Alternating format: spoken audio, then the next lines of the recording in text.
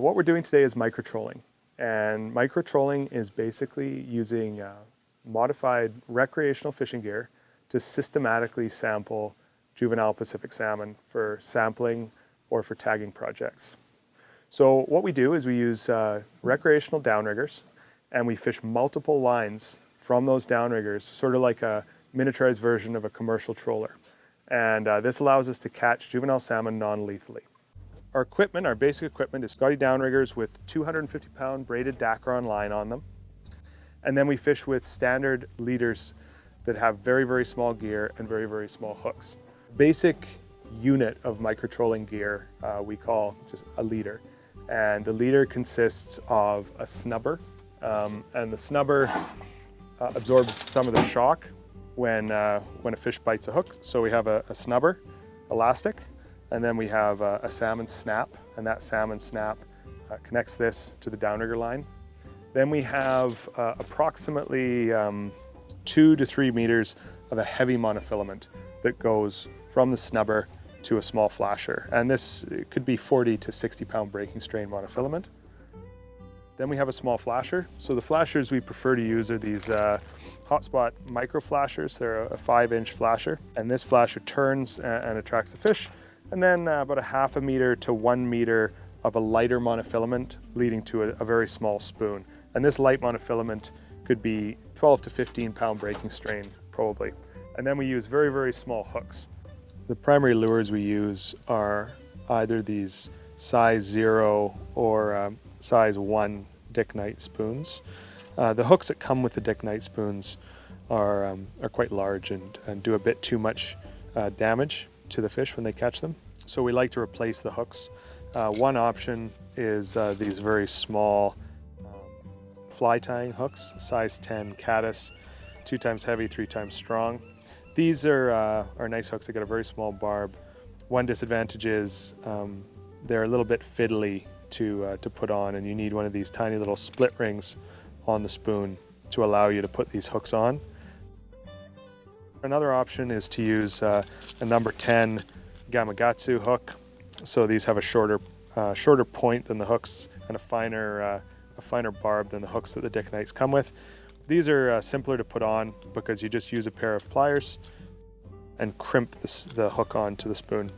It's important if you're using these Gamakatsus to change the hooks every day, because particularly if you're catching a lot of fish, you get a lot of wear on the points and they begin to dull. We do generally leave the barbs on. Without the barb, the catch unit effort will drop quite a bit. I think one other general comment would be how you set yourself up for microtrolling depends on your objectives. So if all you're looking to do is catch fish for lethal sampling, it's not necessarily important to standardize the depths you fish, how long you deploy your gear for, those sort of things. But if you are trying to document where fish are in the water column, and also if you are trying to catch fish non-lethally for tagging and release, it's important to standardize the length of your gear deployments. So our standard gear deployment is 5 minutes of fishing time in addition to the time required to lower and to retrieve the gear. And that time taken together is 1 set. And it may be also important to standardize the depths that you fish your gear at. So that could be always fishing at the same separation of hooks and always fishing at the same depth intervals if you want to know where fish are in the water column. Okay, let's go fishing.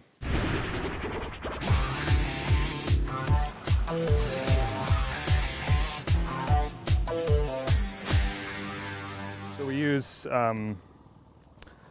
generally at least 15-pound cannonballs, which have the advantage that they don't get pushed backwards too far by the gear, and so the depth that your downrigger records is close to your actual depth. The Scotty downriggers work really well, but one comment on gear is if you're going to be doing a lot of microtrolling, it's pretty hard on your cable. You're constantly bringing the cable up, you're constantly putting it down. Quite often you have the little rubber stoppers at multiple depths on your cable, which put wear on your cable as well. We've always replaced it with this braided Dacron, I think it is, in the 250-pound breaking strain. And that seems to have really, really good endurance for microtrolling. Okay, we'll start a set here. So at the beginning of a set, either on paper or using an app like we have here, you want to record your start time and your start location.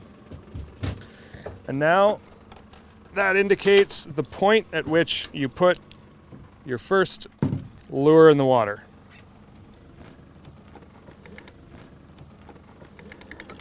So in this case, I'm putting 5 hooks down on this side, and I'm putting them every 7.5 meters or 25 feet.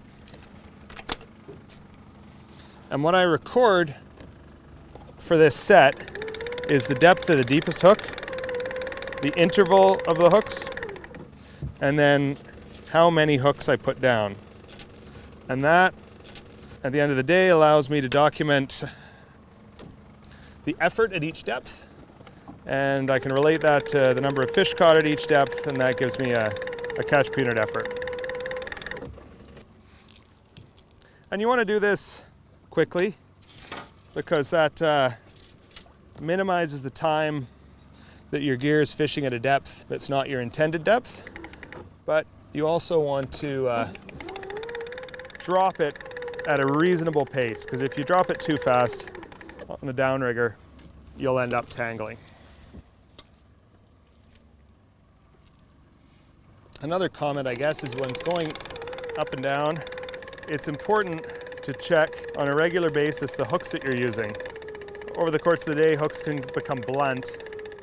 Now, as soon as this gear is at the desired depth, I start a stopwatch.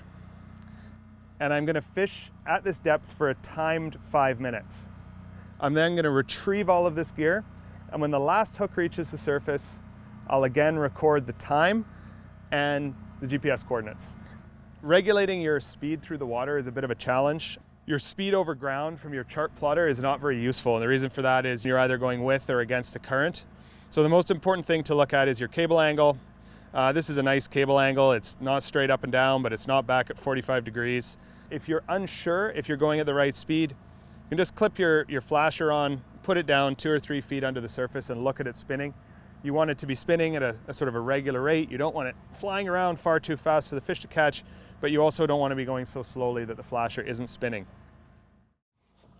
So obviously one of the important pieces of equipment, particularly if you're tagging fish and you want to have them released unharmed, is a live well. And so in this case, we've got just a cooler. This is a nice one because it's got a blue interior as opposed to white, which is a bit less stressful for the fish. It's important when you're filling the live well to think about where your water is coming from. If you're going from a marina, you don't want to scoop up water in the marina, which could be polluted or have a high freshwater input.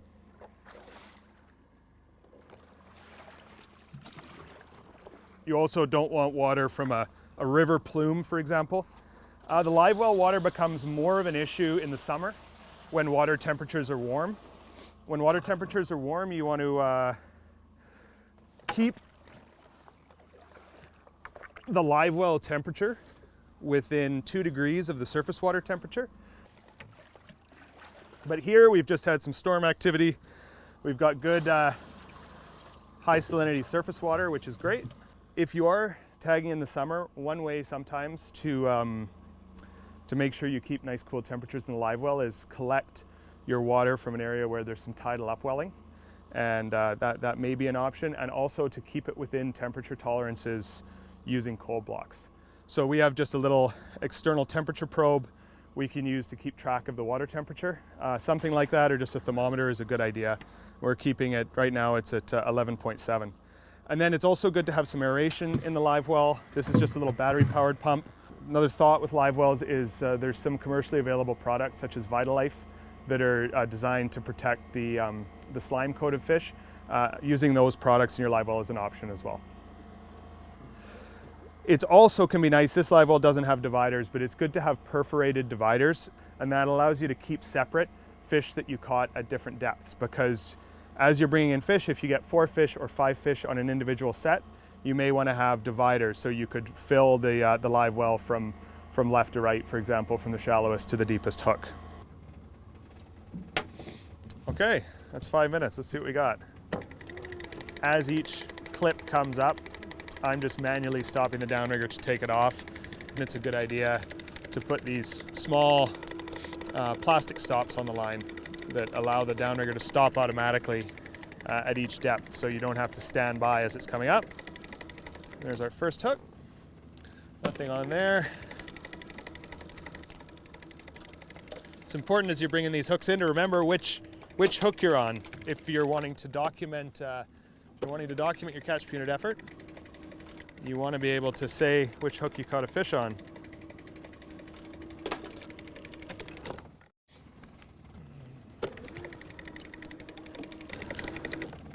What do we got here? So that is at 150 feet, and it looks to me that is a little Chinook there. So I'm just going to lift this guy in, and into the live well he goes. In order to avoid tangles, I unhook him immediately. So the hook pops right out, and then we'll bring up the last line. Okay, now nothing on 175, so that's our one fish for this set. Now we got to deal with him. Let's record that end time.